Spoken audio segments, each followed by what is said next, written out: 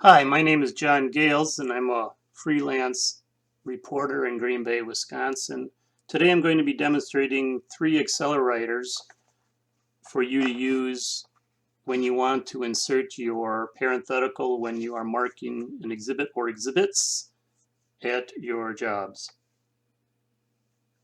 Before going on, I'd like to just thank Sherry Foote for the inspiration. Sherry has uploaded a similar macro AccelerWriter when you want to insert a parenthetical when marking a single exhibit. So I've taken Sherry's idea and modified it slightly for the single exhibit, and then I've also created a couple of AccelerWriters when you are marking 2 or more exhibits at a time. Now, this is not meant to be a tutorial on AccelerWriters, but I will touch on a couple things that you will have to know to make them work. Before demonstrating the AccelerWriters themselves, I will show you a couple files that are used. These are your include files that contain your parenthetical. The first file I have called exhibit underscore blurb underscore single. The other is exhibit underscore blurb underscore multiple. You will have to create these files and name them exactly as I have in order for the macro to find them and insert them into your transcript. Let's take a quick look at them. If you have used Sherry's macro, this will look very familiar to you.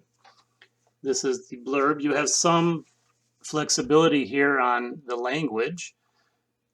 You can basically have it say whatever you want, but a couple things are very important to leave in there.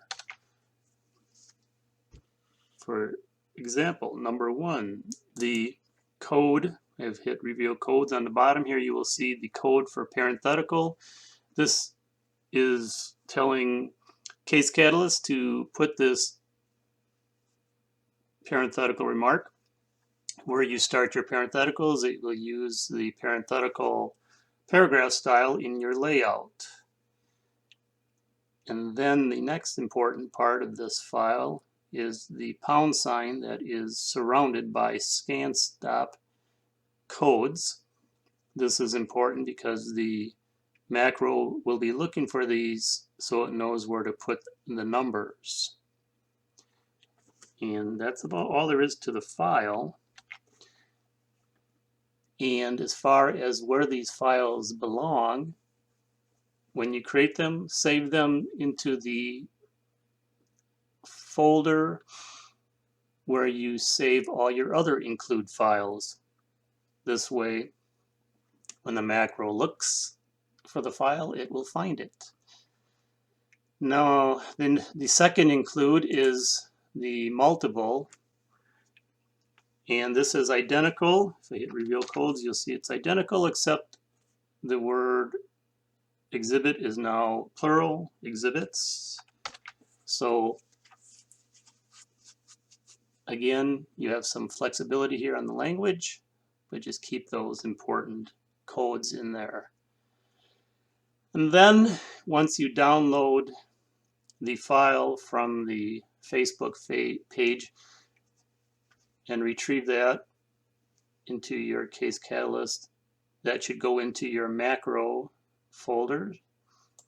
I will show you mine here. And the first macro that we will be talking about is the single exhibit marked. I have named it RT, which just from me and means real time. I think a lot of people making these accelerators use this to start off a real-time macro, and I just call it, then there's a space, hyphen, space, exhibit marked. The second macro we'll be talking about is exhibits blurb, and then exhibits marked.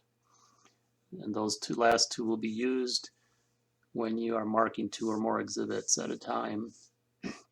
So this is just showing you the macros in their directory. I'm going to go to my personal dictionary now and show you how the dictionary entries are. The first macro we'll be talking about is when a single exhibit is marked. And the steno, this is where you have great flexibility. You can call it anything you want. Just pick something you can remember and stroke fast. For me, I use R asterisk for a lot of my real-time macros. R just means real-time, something I can remember. I have used MOID in this case because that's my abbreviation for marked for identification. Under the text, this is where you don't have much flexibility. Case Catalyst wants accelerators to be defined as using 2 ampersands to start and then the name of the macro. So that's what we have here. This has to be exact, otherwise nothing will happen. And then the other two are down here, so they are defined similarly. Again, pick out or choose an outline that will work for you. Now I have started a real-time session, so I will open that up. And let's say the lawyer, after this answer, just slides a piece of paper over to you to be marked as exhibit number 1. So you simply type the number 1, and then you will have to stroke the whatever you have chosen for your accelerator. In my case, it is R asterisk and then MOID. And voila. What the macro has done is taken the one that you wrote, cut that out, then retrieved the blurb, and then replace the pound sign with your number. Pretty simple. An added bonus to this, which is also something that Sherry had in her exhibit, was adding this to your cat scratch pane. So I will open that, and you will see over here that it has exhibit 1. This is a handy way of keeping track of what exhibits you have marked during your job. I will close that now. You could leave it open if you want. It doesn't matter, but I'm just going to close it for this demonstration. And let's say the lawyer asks you to mark several exhibits. So to insert this parenthetical, we have 2 AccelerWriters. The first one will bring in the blurb by itself, and my stroke for that is R asterisk exhibits, and there it is. And now you just have to